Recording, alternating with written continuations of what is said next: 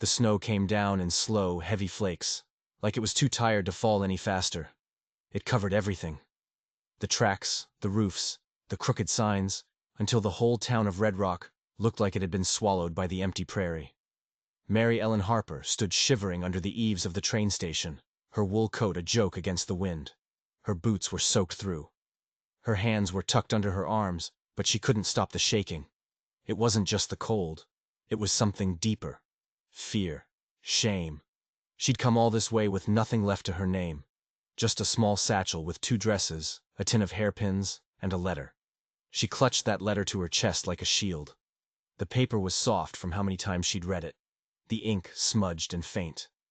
We are in need of a governess for our children on Rocking H Ranch. Present yourself at the Red Rock Station. C. Mallister. No, dear madam. No first name. Just a cold, hard initial. C. Mallister. She didn't know if it was a man or a woman, but it was a job. And the offer had come just days before she was set to be thrown out of her boarding house in Chicago. The train had pulled away 2 hours ago. No one had come. The wind cut under her collar and she tucked her chin down, her eyes scanning the empty, snow-covered street. Nothing. Not a single soul. Just a stray dog digging through a trash pile and a saloon door flapping on a single hinge. She told herself to wait. Ranches were far off, weren't they? Maybe the storm had slowed them down. She clung to those maybes like they were the last prayers she had left. But she'd run out of prayers a long time ago. Back before her father's bank failed. Before her mother drank herself into a quiet grave. Before the man who promised her the world left her with a ring that turned her finger green. Something inside her had cracked then. Not a loud break, but a quiet splintering, like ice giving way under your feet. She'd just walked away from it all, and never looked back. And now here she was, freezing to death in a ghost town with her last few coins gone to the porter. Across the street, the saloon doors creaked open again. Her heart jumped. A man stepped out, a dark shape against the endless white. He was tall, broad-shouldered, and moved with a slow, deliberate confidence, like he never had to rush for anyone. His hat was pulled low, his duster dusted with snow. He looked up, and his eyes met hers. She snapped her head away, her cheeks burning. A woman alone at a train station, especially in this weather, drew a certain kind of attention. She'd had enough of that kind of attention to last a lifetime. She pulled her satchel closer, trying to disappear against the wooden post. But it was no use. He started crossing the street anyway. He didn't speak at first. Just stood a few feet away, his eyes sharp and serious under the brim of his hat. His face looked like it had been carved from hard living. Not cruel, just done. Done with nonsense. Done with waiting. Done with the world. "You waitin' for someone?" he finally asked. His voice was low and rough, like stones grinding together. She nodded, too quickly. "Yes. A Mr. or Ms. Mallister, from the Rocking H Ranch." The man's expression didn't change one bit. He just stared down the road as if he could make someone appear by sheer force of will. "You Mary Ellen Harper?" She hesitated, then nodded again. He extended a gloved hand. "Clay Mallister. I sent the letter." The ground seemed to fall out from under her. "Oh." She managed to find her voice. I thought—" "Storm slowed us up," he said, cutting her off. "Wagons down the road. Thought I'd come see if you were still here." He looked her over again, but not in that way men usually did. He wasn't sizing up her body. He was sizing up a problem. "You got warmer clothes?" She shook her head. "Well, let's go." He turned and started walking, and she had to hurry to keep up, nearly slipping on the ice. They reached a wagon a minute later, 2 heavy horses standing patiently, steam rising from their backs in the frigid air. He helped her up onto the bench, his hands firm and impersonal. He tossed her a thick wool blanket from the back, and she wrapped it tight around her legs, a small bit of warmth in a world of cold. They rode in silence for what felt like an hour. The world was too big, too white, too quiet. The only sound was the crunch of the wagon wheels on the snow and the low whistle of the wind. "You got experience with children?" he asked finally, his eyes fixed on the road ahead. She swallowed. I do. 2 years as a governess. Before. He didn't ask what happened before. And she was grateful for that. You'll be looking after my sister's kids, he said. 2 boys, 1 girl. She passed last spring. Their father. He passed before that. It's just me and the ranch hands now. I'm sorry, she said softly. He just nodded, like it was a fact he'd learned to live with. They've had a hard year. I don't expect miracles. Just keep 'em safe.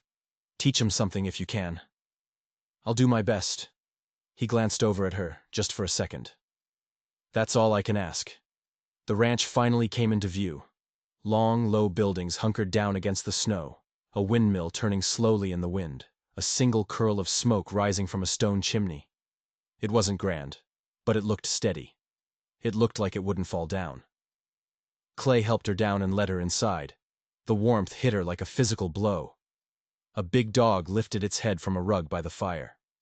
A little girl, maybe 8, sat on the floor with a book. 2 boys, a bit older, were playing checkers at a long wooden table. They all looked up when she walked in, their faces quiet and uncertain. Clay cleared his throat. Kids, this is Miss Harper. She's going to be staying with us. The little girl stood up. Do you like stories? She asked. Mary Ellen felt something thaw in her chest. She managed a small smile. Very much. The girl gave a solemn nod and went back to her book. You hungry? Clay asked. She couldn't speak. She just nodded, her throat tight. All right, he said. Let's get you something hot. And just like that, her life turned a page. It wasn't a miracle. It wasn't a dream. It was just a warm room, a hot meal, and a place to stop running. But after everything she'd been through, that felt like the same thing. The kitchen smelled of cornbread and beef stew, the kind of smell that could pull the cold right out of your bones. Mary Ellen sat at a long table, a chipped mug of hot tea warming her hands. Clay had taken the children upstairs, his movements quiet and careful. He wasn't a soft man, but there was a steadiness to him that was more comforting than any gentle words. Across the room, a woman moved with sharp, efficient purpose. She was tall and lean, maybe 50, with streaks of gray in her dark braided hair. When she finally turned to look at Mary Ellen, her eyes were narrow and assessing. There was no welcome in them. I'm Fern, she said, her voice as dry as autumn leaves. Cook, housekeeper, nurse, whatever needs doin'. Mary Ellen, she replied, half standing, unsure what to do. Fern made no move to shake her hand. Got a letter and showed up. That's the long and short of it? Fern asked. Yes. Fern gave a short, hard nod. We've had 3 others. 1 left after a week. 1 didn't make it past the second big storm. The last one. She paused, her lips pressing into a thin line. Well, she wasn't a fit. Mary Ellen swallowed. I see. You last longer than the stew on the stove. We'll get along just fine. And with that, Fern turned her back and went back to her work. Mary Ellen sat down, a new kind of chill settling over her. This wasn't malice. It was a warning. She'd met women like Fern before. Women who held a house together with their bare hands and had no time for weakness. The stew was thick and hot, and she ate slowly, trying to seem smaller than she was. After a few minutes, Fern spoke again, without turning around. Clay don't talk much, she said, but he sees everything. You think you got something to hide, girl? You best bury it deep. This land has a way of bringing secrets to the surface. Mary Ellen looked down at her empty bowl. I'm not hiding anything. Fern didn't answer. She just wiped her hands on her apron and left the kitchen, leaving Mary Ellen alone in the sudden, heavy silence. The next morning, she woke to the sound of men's voices and the stomp of boots on the porch. She dressed quickly and went downstairs. The children were already at the table. The youngest boy, Samuel, stared at her with wide, weary eyes. The older one, Nathan, refused to look at her at all, just poked at his eggs with a fork. Only the little girl, Lillian, offered a small, tight-lipped smile. You'll find their moods run better with chores than with charm, Fern said, pouring her a cup of coffee. Don't take it personal. They ain't had a reason to trust a new face in a long time. After breakfast, Clay came in from the barn with 2 ranch hands. One was tall and fair-haired, with a grin that came a little too easily. The other was wiry and dark, with eyes that seemed to miss nothing. "This is Wade," Clay said, nodding at the smiling one. "And that's Silas." Wade tipped his hat. "Pleasure to have you, Miss Harper. Brightens the place up." Silas just gave a stiff nod, his gaze lingering on her for a moment too long. It wasn't a friendly look. It was a look that measured, that calculated. "You need anything," Wade added, his smile widening. "You just come find me. I know this place better than anyone." Clay didn't seem to like that. He turned and walked out without another word. Fern watched him go, then leaned in close to Mary Ellen. "Don't let Wade's charm fool you," she whispered. "He's got more stories than sense. And Silas," she paused. "Silas is quiet, and quiet men either mean no harm or they mean too much of it. I ain't figured out which one he is yet." Mary Ellen tucked the warning away. She'd learned long ago to listen when women spoke in whispers. The days settled into a strange rhythm. The children began to thaw, slowly. Lillian started following her everywhere, reading her favorite books aloud from memory. Nathan remained distant, suspicious of every kind word, his eyes always watching. But one afternoon, she saw him gently fixing the wing on a small wooden bird he'd carved, and she felt a flicker of hope. This wasn't a house without kindness. It was just a house that had forgotten how to show it. But there were cracks beneath the surface. Clay would come in some nights with fresh bruises on his knuckles and a darkness in his eyes he never explained. She overheard Wade and Silas arguing behind the barn, their voices low and angry, something about money owed and promises broken. And Fern grew colder. Her questions became more pointed. Where was she from? Who were her parents? Did she know any bankers in Chicago? One night, Fern's digging finally hit a nerve. "You ever been married, Miss Harper?"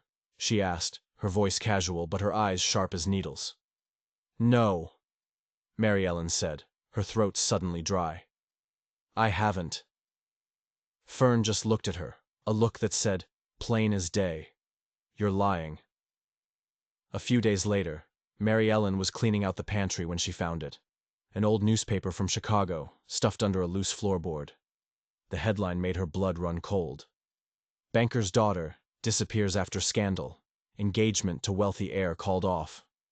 Her name wasn't there. But it didn't have to be. She remembered the photographer catching her on the street, the whispers, the shame on her father's face. She snatched the paper, her hands shaking, and that night she burned it in the stove, watching the words about her past turn to ash. When she turned around, Fern was standing in the doorway, watching her. She didn't say a word. She didn't have to.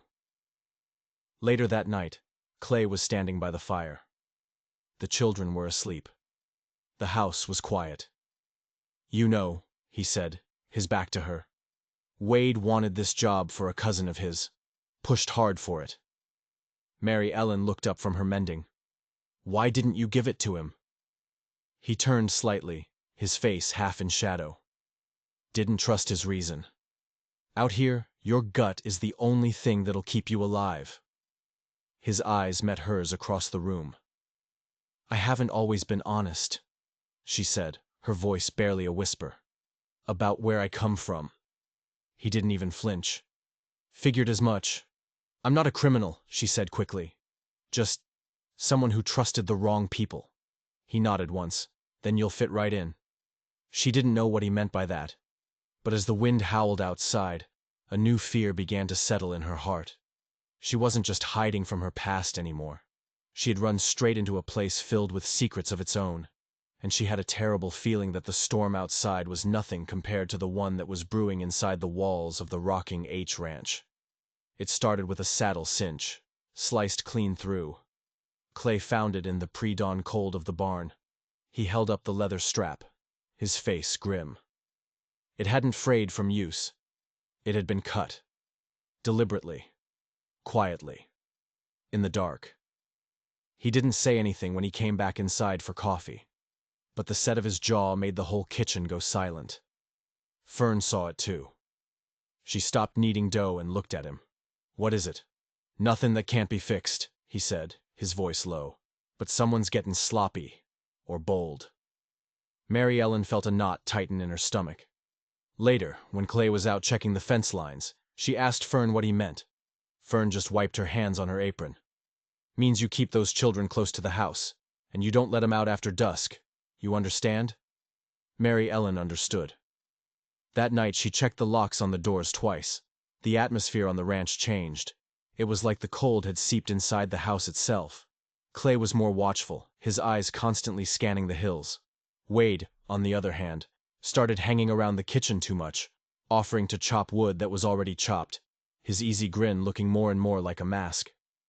"Cold weather makes folks restless," he said to her one morning, leaning against the doorframe. "Brings out the worst in 'em." He lowered his voice. "You know, Clay acts all calm and steady, but he's got a temper. Ask anyone in town. If he thinks someone's lying to him, well, it don't end pretty." "Then it's a good thing I have no reason to lie," she said, meeting his gaze. He just smiled, but it never reached his eyes. "Hope not." It was Nathan who said it first. They were in the small loft they used as a schoolroom. He'd been quiet all morning, just staring out the window. "I think someone's sneaking around the barn at night," he whispered. Mary Ellen put down Lillian's book. "What do you mean, Nathan?" "I heard them," he said, his eyes wide. "A few nights ago. Boots in the snow. I thought it was Uncle Clay, but then I saw him asleep in the porch chair. Whoever it was, they didn't want to be seen." Her blood went cold. "You didn't go outside, did you?" He shook his head. "I'm not stupid." That night she told Clay what Nathan had heard. He didn't say a word. He just stood up, went to the gun rack, and began cleaning his rifle. The quiet that followed was worse than any argument. It was heavy, suffocating. Silas stopped coming in for meals altogether. Fern started locking the pantry door, something Mary Ellen had never seen her do. The house was holding its breath, waiting. Then came the fire. It started just before dawn, in the tack shed next to the barn. The crackle of the flames woke the whole house. By the time Clay and Wade got outside, the fire was licking at the barn's main wall. They fought it with wet sacks and shovels of snow, their faces black with soot, coughing in the thick, acrid smoke.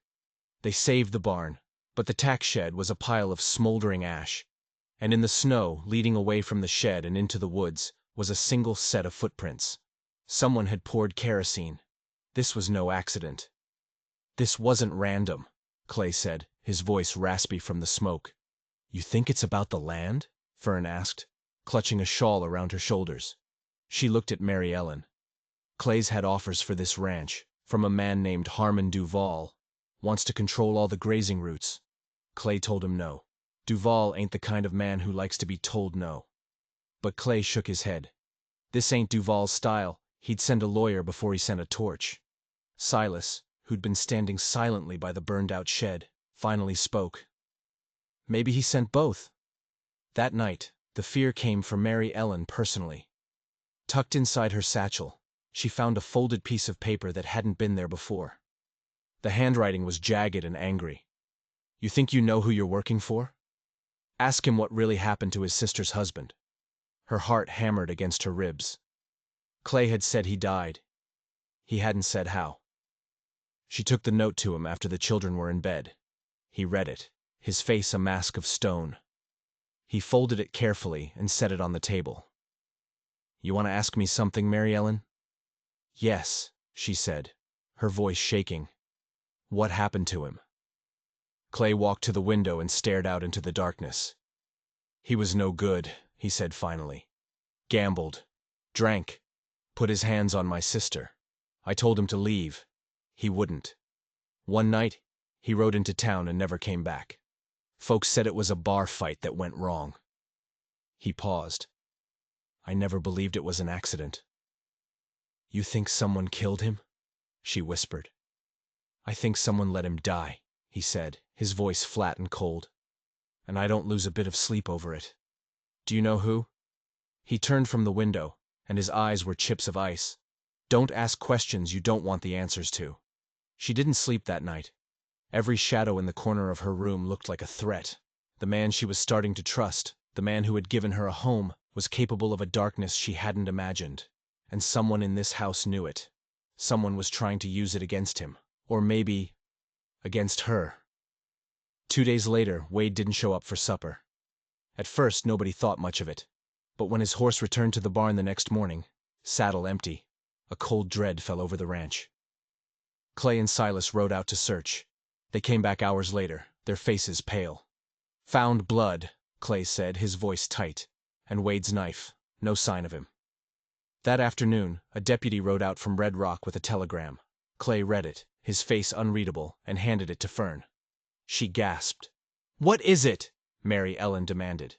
Clay held out the thin piece of paper. "Sheriff arrested Harmon Duval in Great Falls. Fraud charges, not in Red Rock for weeks. Alibi clear. Find your fire starter closer to home." The floor seemed to tilt beneath her feet. "Duval didn't do it."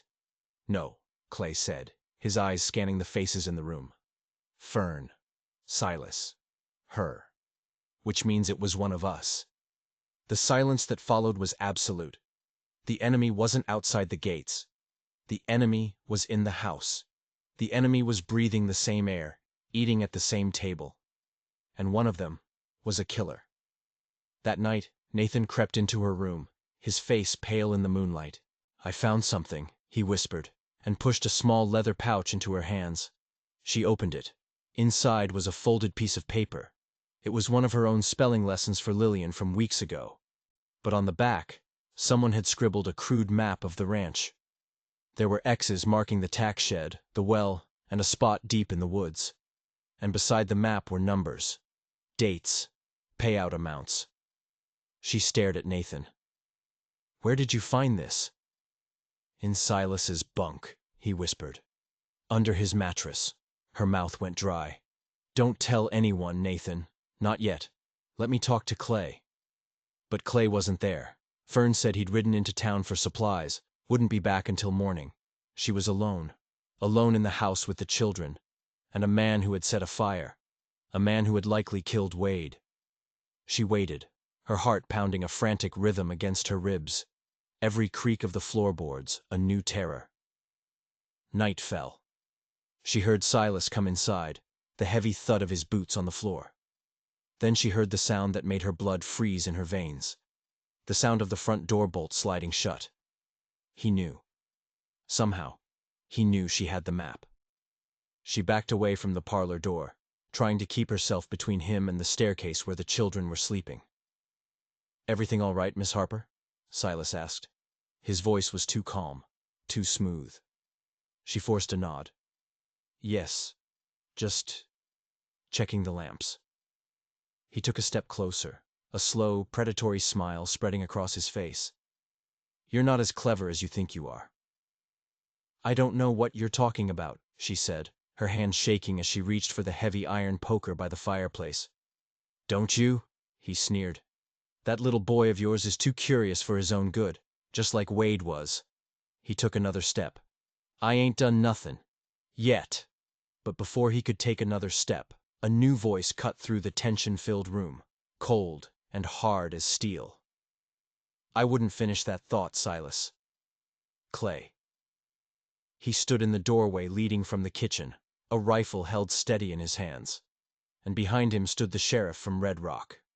Mary Ellen let out a choked sob, her knees giving way. Silas froze, his face a mask of disbelief. Then slowly, he raised his hands. "He's been working for Duval's cousin all along," Clay said to the sheriff, never taking his eyes off Silas. "Promised him a piece of this land if he ran us off it. Wade must have figured it out." "We found Wade's body in the woods," the sheriff said grimly. "Right where the map said it would be. He'll hang for this." Silas didn't say a word. He just gave Mary Ellen one last look, a look of pure, venomous hatred. Then he turned his head away as the sheriff put the cuffs on him. The storm had finally broken. But as she looked at Clay's hard face, and the fear that still lingered in the corners of the house, she knew the damage was already done. The trust had been shattered. and she had no idea if it could ever be put back together again. The days after Silas's arrest were quiet, but it was a heavy, broken kind of quiet. The ranch was still standing, but the trust that held it together had been fractured, maybe for good. Everyone knew that if Clay hadn't come back early that night, the story would have had a much darker ending.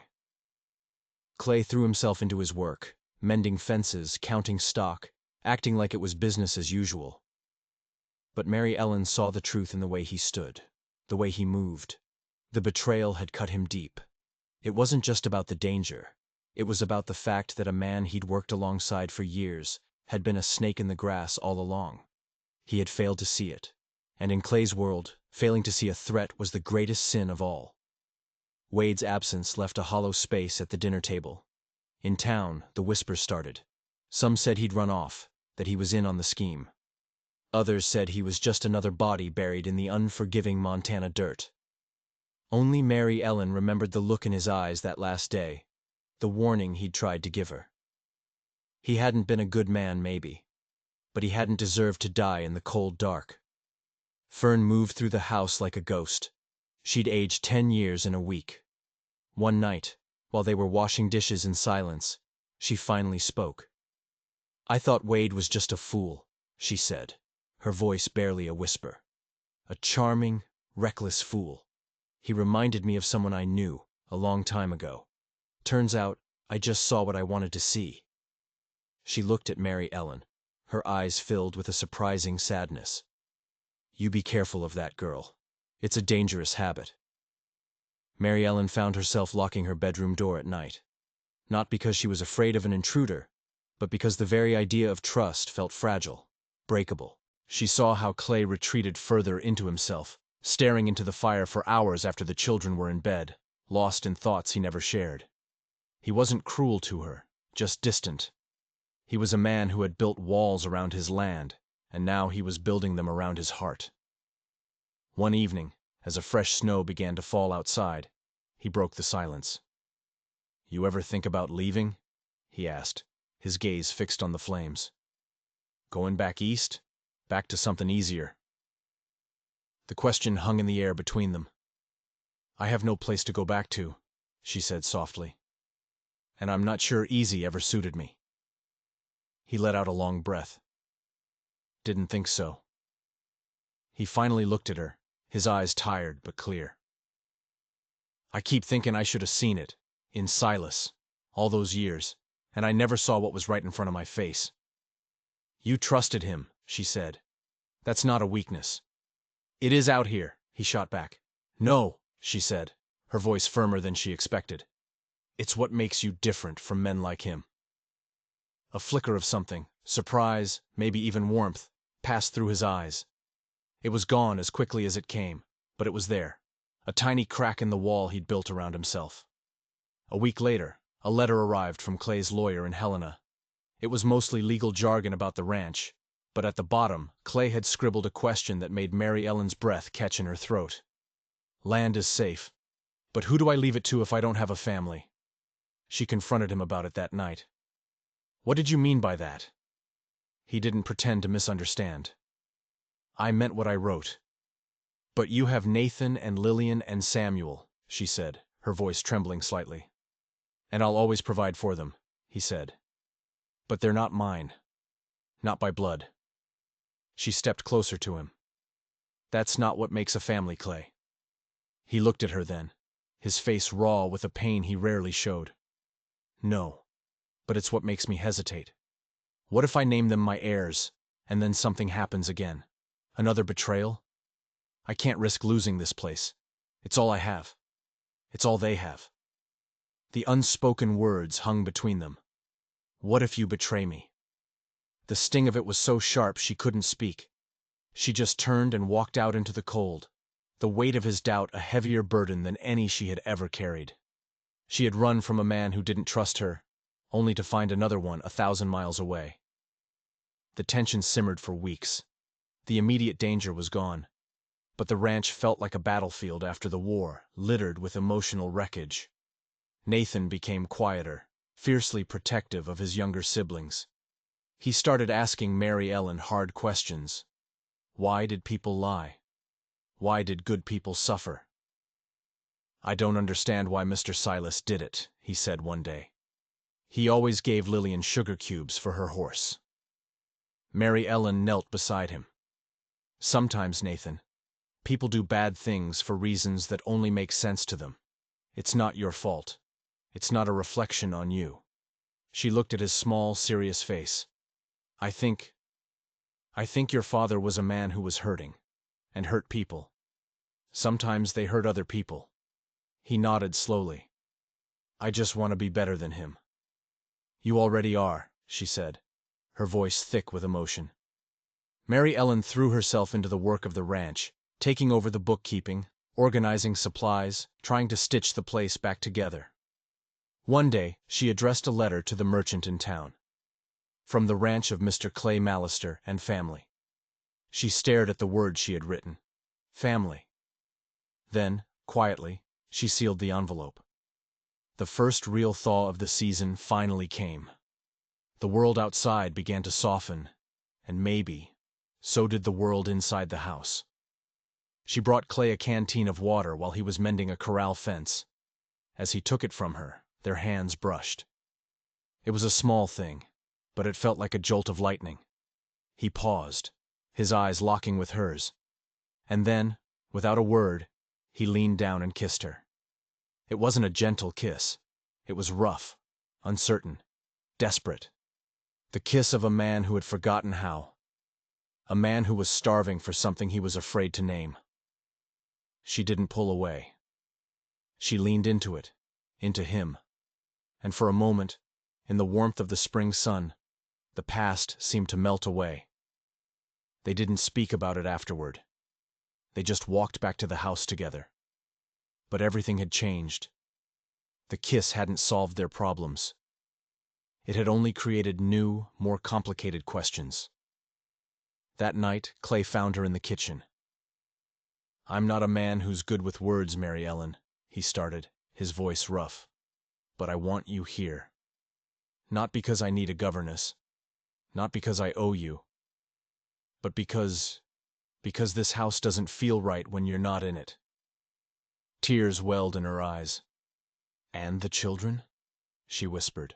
"I'll make it proper," he said, his voice thick with conviction. "Adoption, guardianship, whatever the law says. They're yours. They're mine. That's enough for me." She stepped toward him and laid a hand on his arm. "It's enough for me, too." But they both knew it wasn't that simple. The world had a way of kicking down your door just when you thought you'd finally bolted it shut. That spring, Fern announced she was leaving. She said she had a sister in Carson City she needed to see.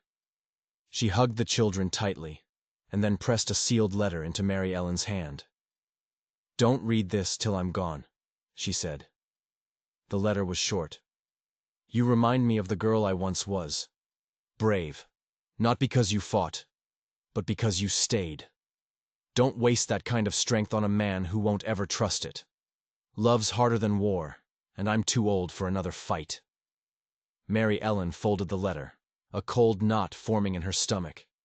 It felt like another warning, or maybe a prophecy. The spring sun had finally returned, turning the frozen mud of the ranch roads into soft earth. The thaw brought new life, but it also had a way of unearthing things that had been buried. One morning, Clay rode back from town with a look on his face she'd never seen before. It wasn't fear. It wasn't anger. It was the look of a man who had just seen a ghost. "What is it?" she asked, meeting him by the stables. He didn't smile. "I think I have." He handed her a folded piece of expensive paper. The handwriting was neat, feminine. She read it, and her breath hitched. "The man you call Clay Mallister is not who he says he is. I have proof. Meet me behind the grain depot at dusk. Alone. A friend." Her blood ran cold. She looked up at Clay, her eyes searching his for an answer, for a denial. She found neither. "Clay," she said, her voice steady despite the hammering in her chest. "Is there something you need to tell me?" He looked away, his jaw tight. "I don't know who sent that, but they're not wrong." He finally met her gaze, and the walls around him came crashing down. My name isn't Clay Mallister. It never was. The story came out in a torrent, as if he'd been holding it back for a lifetime. They sat on the edge of the porch, the spring air suddenly chilly. I was born Caleb Doss, he said, in Kansas. My father was a mean drunk. I left home when I was 15, started working cattle drives. It was a rough life, with a rough crowd. I started using a different name, Clay Mallister, just to keep my past from following me. He paused, his eyes dark with memory. Then a rancher I was working for turned up dead. I didn't do it, but I was there. Wrong place, wrong time. The sheriff had his suspicions, and I was young and scared, so I ran. Mary Ellen stared at him, the pieces clicking into place with horrifying clarity. So this ranch, bought it with cash under the Mallister name. All these years, I just wanted to build something good, something clean. Leave Caleb Doss buried. And Silas? She whispered. He knew? Clay's voice was bitter. Found out somehow, a year ago. He'd been blackmailing me ever since. Said if I didn't give him a cut, he'd send a letter to that sheriff in Kansas. The weight of it all crashed down on her. The secrets, the lies, the constant threat that had been hanging over their heads. All this time, she whispered, you built this life on a lie. He looked at her, his eyes burning with a desperate intensity. I built it to be better than the truth. I never wanted to hurt anyone. But I've hurt you anyway. She didn't know what to say. She stood up. I need to think. That evening, she went to the grain depot. She didn't tell Clay. She had to know who had sent the note. She had to know if this was another enemy, or something else entirely. She waited in the shadows as dusk settled, her heart pounding. A figure emerged from the alleyway. A woman, her hat pulled low. It was Fern. Mary Ellen felt the air leave her lungs. You. Fern looked older, more tired than she had ever seen her. I didn't want to do it this way, Mary Ellen. But you had to know. You had to know what you were getting into. You left, Mary Ellen said, her voice laced with ice. You gave me a letter telling me to be strong, and now this? Why? Fern's composure finally broke. Because I loved him, she said, her voice cracking. In my own way. Before you came, I thought maybe there was a chance for me. But you walked in and reminded him of what he'd lost, of what he could have again. The betrayal was sharp, painful, not from Clay's lie, but from this. You wanted me to leave, Mary Ellen whispered. You wanted me to run, just like all the others. He's a liar, a fugitive. He told me everything, Fern, Mary Ellen said, stepping closer. He's not proud of his past, but he used his second chance to build a home for 3 children who had nothing. He gave me a place when I had nowhere to go. That's the man I know. The rest is just a ghost. You're making a mistake, Fern pleaded. No, Mary Ellen said, her voice clear and strong. I'm making a choice. When she got back to the ranch, she found Clay in the barn, saddling his horse. His face was set in grim lines. Where are you going? She asked. I sent a letter to the sheriff in Kansas, he said, not looking at her. Told him everything. Told him where to find Caleb Doss. If there's still a warrant, I'll ride back and face it. You don't have to do this. Yes, I do, he said quietly, finally turning to face her. I can't spend the rest of my life looking over my shoulder. I won't bring that fear into this house. Not for you. Not for the kids. And what if they lock you up? She cried. Then I'll serve my time, he said. And I'll come back. If I can. He stepped toward her, his expression softening. I have to do this, Mary Ellen. I have to make it right. So I can be the man this family deserves. She looked at the man standing before her. Not Clay Mallister, the stoic rancher. Not Caleb Doss, the fugitive. Just a man trying to outrun his past and build a future.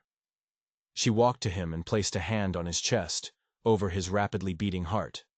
I'll wait, she said. However long it takes. We'll wait. The reply from Kansas took 10 agonizing days to arrive. Clay held the letter in his hands, unable to open it. He handed it to her. Her hands trembled as she broke the seal. She read the words, and then read them again, a choked sob escaping her lips.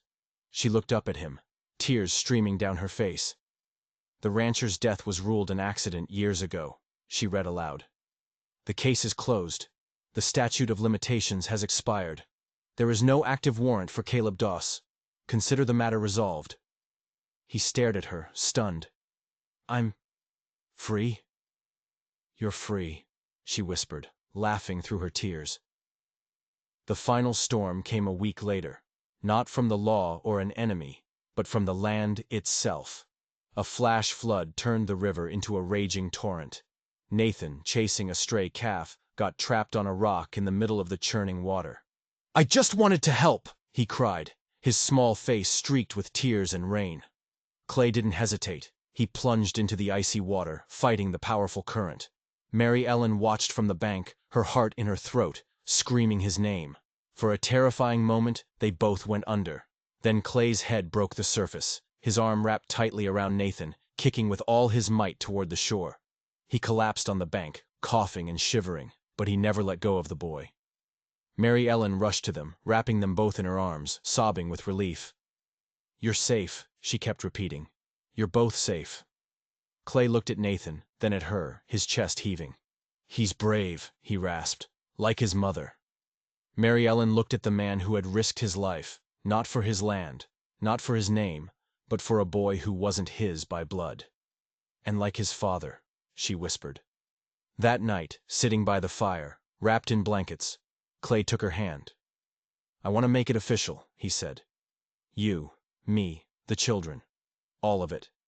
"Are you asking me to marry you, Clay Mallister?" she asked, a slow smile spreading across her face. "No," he said, his eyes clear and honest for the first time. "I'm asking you to marry Caleb Doss. No more lies, no more ghosts. Just us." Tears welled in her eyes, but this time they were tears of joy. "Yes," she said. "Yes, I will." They were married 2 weeks later, under the big cottonwood tree by the river. It wasn't a grand affair. Just them, the children, and a preacher from town. Lillian scattered wildflowers on the ground, and Nathan stood beside Clay, holding his hand. As they said their vows, Mary Ellen looked at her new family. A disgraced woman from the city, a fugitive rancher, and 3 orphaned children. They were a collection of broken pieces, of people who had been lost and forgotten. But here, together, they had built something new. Something strong. Something whole. Their life wasn't a fairy tale. The wind still blew cold in the winter. The work was still hard, and the ghosts of the past still whispered on the edges of their memory. But now, they faced it together. The governess who arrived at the train station had been alone, shivering, and afraid. But the woman who stood on the porch of the rocking H ranch watching her husband teach her son how to read the clouds was home. She hadn't been rescued from her life. She had built a new one. If you enjoyed this story of resilience and redemption, don't forget to hit that subscribe button and ring the bell for more tales from the shadows of the past.